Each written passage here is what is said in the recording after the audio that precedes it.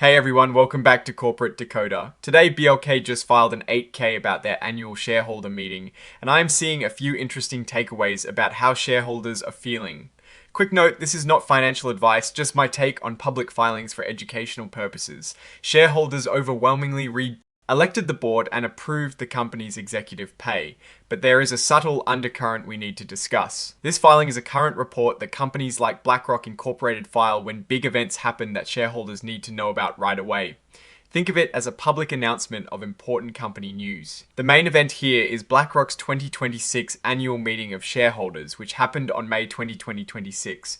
This is where shareholders get to vote on important company matters. This section is all about what happened at that shareholder meeting. It tells us what proposals were voted on and how everyone cast their votes. First up, the election of the company's directors. You can see here that all 19 nominees for the board got a huge number of 4 votes. For example, Pamela Daley received over 114 million votes for her election with only about 6.5 million votes against. Laurence Fink, the well-known CEO, also saw massive support with over 114 million for votes.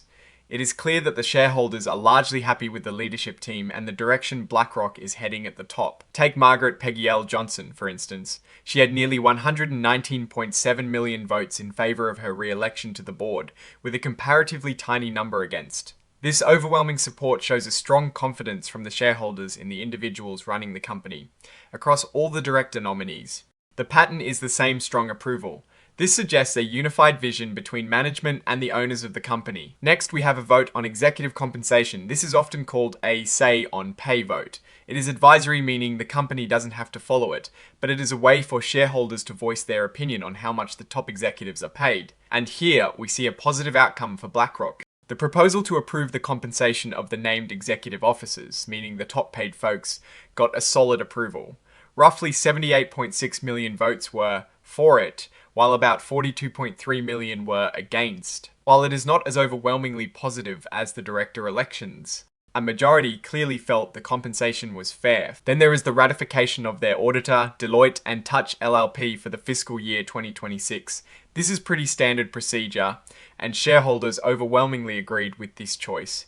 Over 125 million votes were for ratifying Deloitte, with very few votes against it. This signals trust in the firm that checks BlackRock's financial books. Finally, there was a vote to amend the certificate of incorporation for a subsidiary BlackRock Finance Incorporated. This change was to remove a provision about pass-through voting. It sounds technical, but essentially it is about how certain shares can be voted. Shareholders overwhelmingly approved this change as well. With over 120 million for votes, this suggests shareholders want to streamline governance and perhaps gain more direct control or clarity on voting rights. And that is it for the shareholder votes. The report is signed off by R. Andrew Dixon III, who holds the title of Corporate Secretary on May 22, 2026. Overall, this filing paints a picture of a company with strong shareholder confidence in its leadership and governance. The overwhelming support for director elections and auditor ratification, along with a majority vote in favour of executive compensation, points to shareholder satisfaction.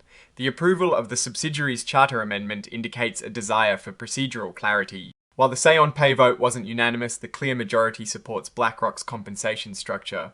It seems like shareholders are largely aligned with BlackRock's strategy and management.